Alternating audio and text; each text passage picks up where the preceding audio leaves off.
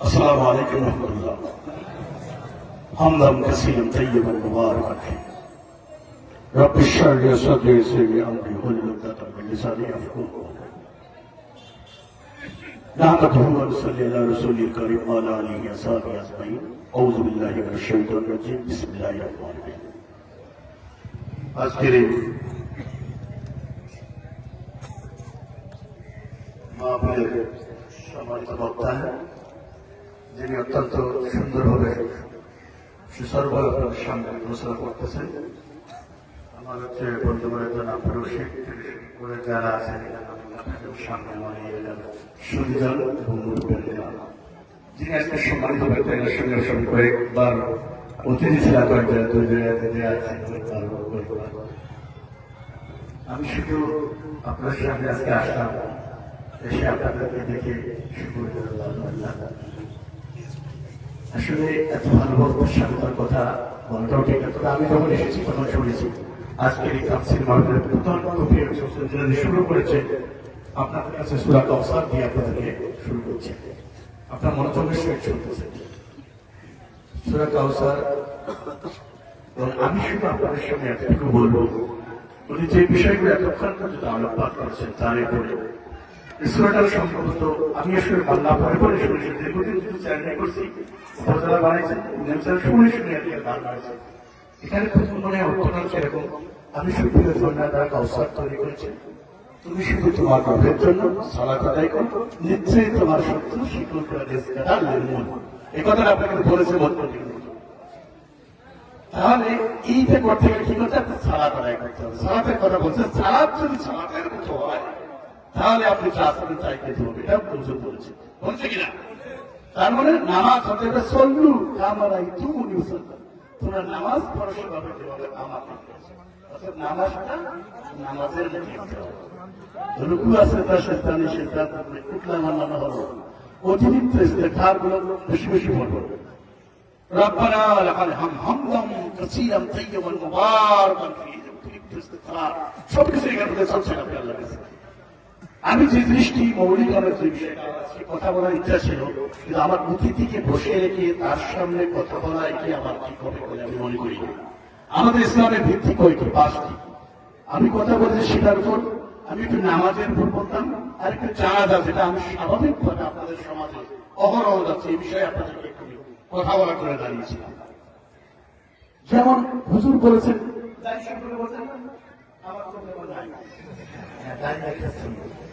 এটা শুনতে দেখে ফরজগুলোর মধ্যেও আমাদের মধ্যে আমরা কেটে পড়ি, এটা আমার সবচেয়ে বেশি কষ্ট বেদনা দেয়।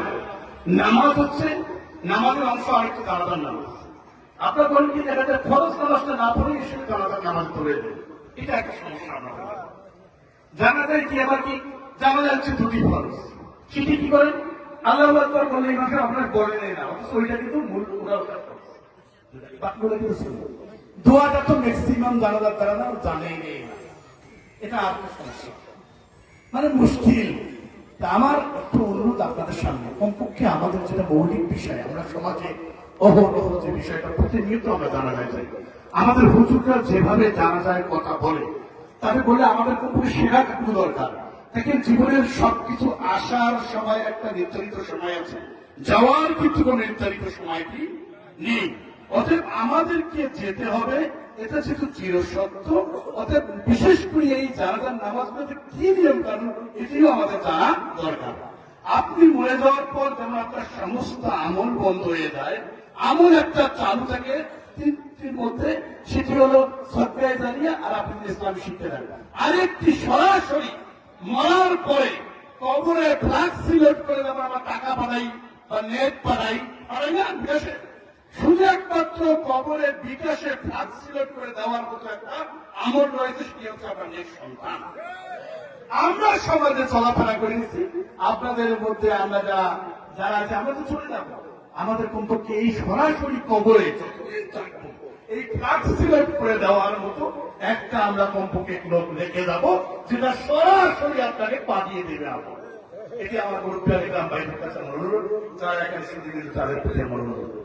আমি আসলে আমার ইচ্ছা তো ছিলই আপনার নামাজ পড়বেন, সেটা তো কারণ একজনে যদি আপনি চাকরি করেন, আপনি বলেন আপনি হাজিরা যদি না দেন আপনার কি বেতন দেবে বলেন তো?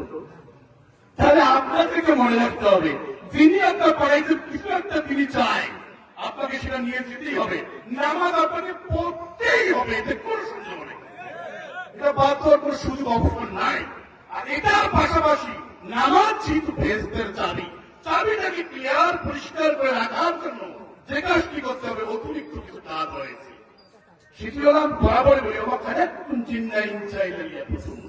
আমি শুধু মানব চিন্তা থেকে তৈরি করেছি শুধু আমার ইবাদতের জন্য। ইবাদত বলতে কি শুধু কি নামাজ থেকে বোঝানো হয়েছে? না, সমাবেত মুসলিম কিন্তু নামাজের পাশাপাশি কিছু ইস্তেগফার থেকে শুরু করে কিছু ভালো কাজ রয়েছে। যেখানে বিশৃঙ্খলা হচ্ছে, যেখানে অসামাজিক কার্যকলাপ হয়েছে, সেখানে যদি আপনি প্রতিবাদ করেন সেটাকে বিশৃঙ্খলা দিলেন, সেখানে সুশৃঙ্খলা নির্দেশে যদি আপনি প্রতিবাদ করে দাঁড়িয়ে থাকেন, আপনি করে দিতে পারেন, সেটাও আপনার ইবাদতের সামনে। এই ইবাদতের সামনে অতিরিক্ত কাজগুলো যখন আপনি করবেন তখন আপনার চাবিটা সুন্দর পরিষ্কার থাকবে। কারণ নামাজের চাবি যদি আপনার পরিষ্কার না হয় তারা তো নাও খুলতে পারে। সেটা কি বোঝাতে পেরেছি আপনাদেরকে? আমি আপনাদের সামনে শুধু এতটুকু বলবো, আমরা কমপক্ষে যারা বাবা হয়েছি, আমি একটু বেশি বলে ফেলাম, আমরা যারা বাবা হয়েছি আমাদের কমপক্ষে মরে যাওয়ার পরে আমাদের ভালো কিছু একটা করে দিতে হবে। কমপক্ষে সন্তানদের শিখা দেবো, বাবা আমি তো মরে যাব, এই জানাটাকা যে আমার একটু পড়ার প্রতি বলা একটা ক্ষমতা করে রাখা বাবা, এটা অনুরোধ করি, এটা আমরা দরকার করি।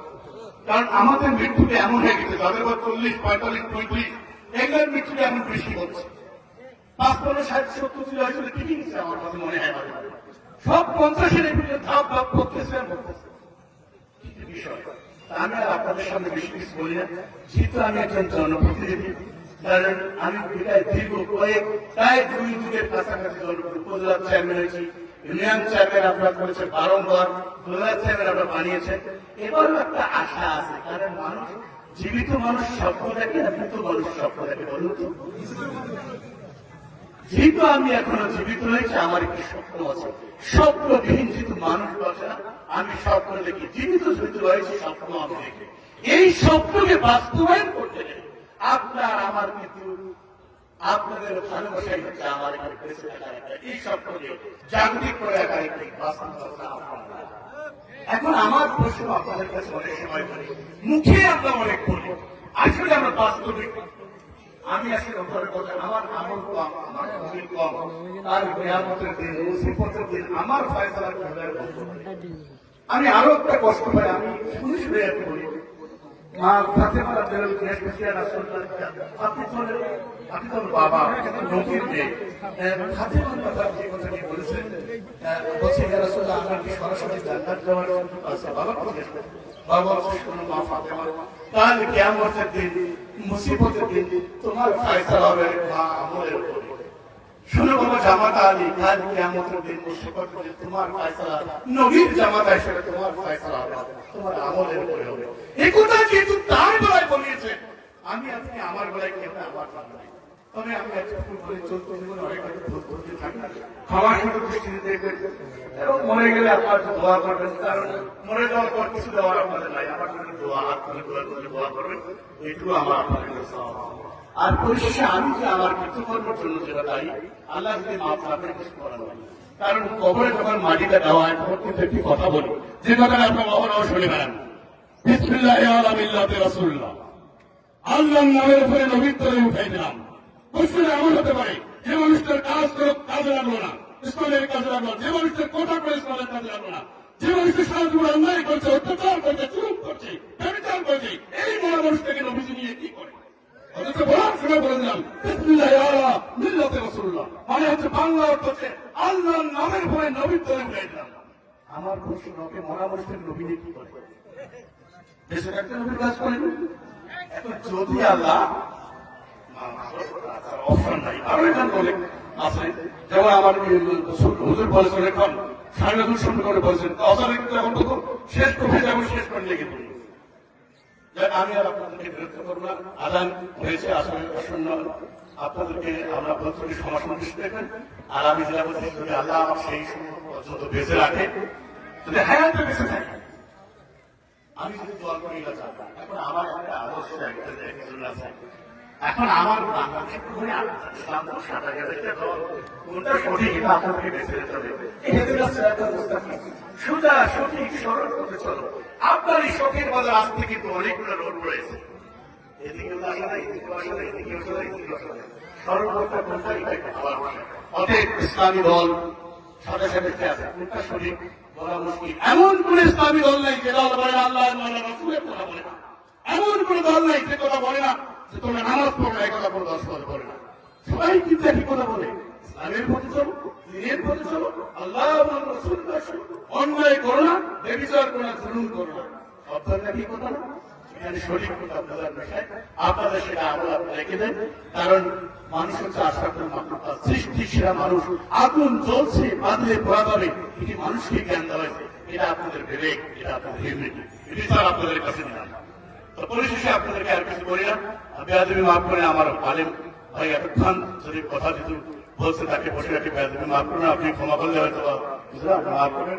আপনার সাথে ভাই যারা আলেম যারা আছেন, যারা আমার সামনে পবিত্র সমস্ত যারা বন্ধুগণ আছেন, সবাই আপনারা ভালো থাকবেন, সুন্দর থাকবেন, সুস্থ থাকবেন। আমি আপনাদের জন্য দোয়া করবো, আমি আপনাদের পরিবারের জন্য দোয়া করবো, আপনি আমার জন্য দোয়া করবেন, আমি আপনাদের পরিবারের সবার জন্য দোয়া করবো। পরিশেষে মা বোনেরা যারা পর্দার আড়ালে যারা আছেন, আমার আপনাদের প্রতি উদারত আহ্বান, আপনাদের অন্য কারো কথা শোনার দরকার নেই, আপনাদের ভিন্ন তালিকা দেওয়ার কোনো প্রয়োজন আছে বলে আমার কাছে মনে হয় না। কারণ আপনার বিবাহের পর আপনার স্বামী হচ্ছে আপনার কাছে সবচেয়ে বড় বীর, আপনার স্বামী হচ্ছে আপনার কাছে সবচেয়ে বড় ইসলাম। আপনার স্বামীর হুকুম মেনে চলবেন, আপনি আমল করবেন, পর্দা থাকবে, আপনার কোনো সমস্যা আছে বলে আমার কাছে মনে হয় না। আমার কি কথা আপনার বুঝতে পারছি? যদি বলার মধ্যে কোন ভুল ত্রুটি হয় আপনার ক্ষমার সুন্দর দৃষ্টি দেখবেন। আমার তৌফিক ইল্লাহ বিল্লাহ। আসসালামু আলাইকুম ওয়া রাহমাতুল্লাহ।